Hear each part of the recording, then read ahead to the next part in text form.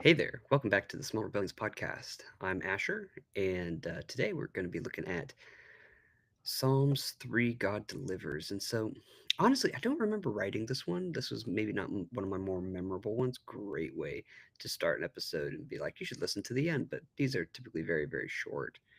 Um, and so, I'm just going to read it.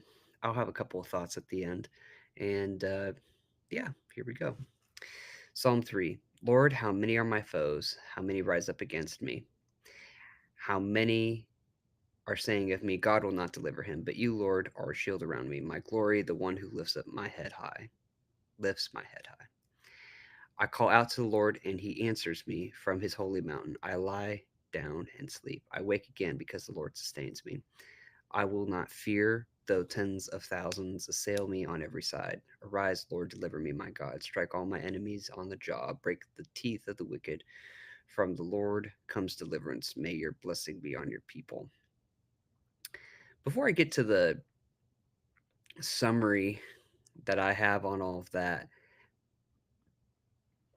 there's a lot of people that are just like, the Bible's kind of just lovey dovey and, very, what would you call it, non confrontational.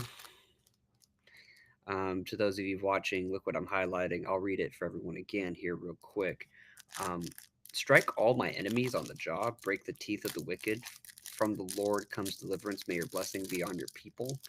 Now, then it becomes a really controversial take as to who are the enemies that are yours, um, who are the wicked that their teeth should be broken. Um, from the Lord comes deliverance. May your blessing be on your people. So, like, who are God's people? Who are the wicked? Whose teeth are getting broken? Whose lives are being blessed? And so that's a loaded question in a lot of different ways. So that's just one thing. Everyone's being like, "Oh my gosh!" It's like,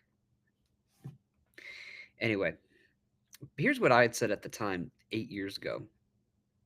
The invocation explains to God a situation of distress and conflict and distress of others projecting doubt on the psalmist. And in that, he says God is his shield and God lifts his head. God answers from his holy mountain, Zion. Another way to say God answers from worship. God sustains us as we rest and sleep. We need not fear. When we seem unpopular and harassed, God will arise and deliver his people and exact justice as he sees fit, because blessing and deliverance come from God.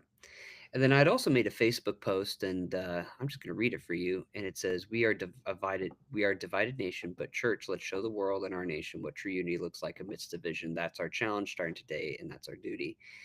It's weird to think in the 8 years since I posted this, and the 8 years since I posted, you know, that Facebook post of all things, um, it's only gotten worse, not just from a global perspective, but even from a religious perspective. I think it's pretty darn sad. We are a divided nation. We are in a hostile world. This whole thing, and then the other thing that I say here at the very bottom is, before creation existed, God had the capacity and desire to deliver those who love Him.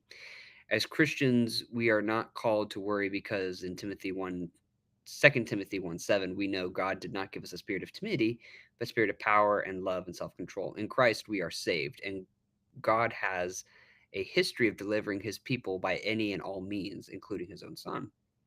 Although he didn't deliver him the way that he thought he might be delivered or might prefer it. Same goes for us. We might have to die to ourselves to some extent to get through it.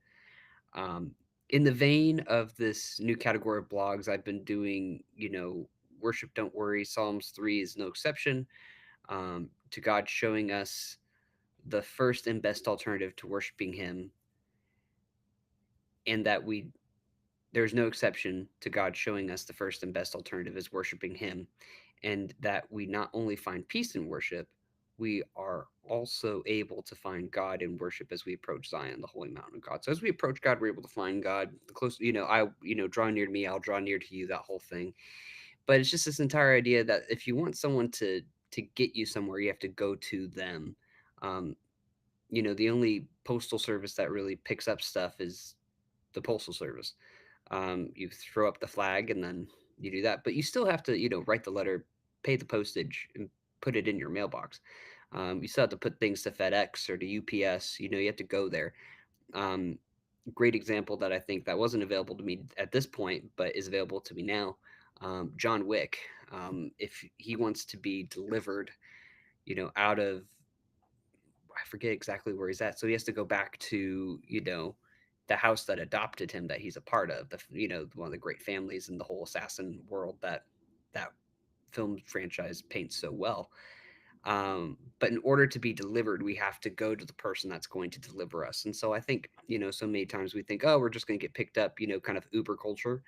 But no, it's not like that. If we really want to get out of somewhere, we have to go to the person that's going to get us to safety. And I think that's a really, key thing to keep in mind. So anyway, um, that's today's episode. Really quick, really fast. Again, another 6 minutes or so. Really easy. I hope you guys had fun. I'll see you on the next one.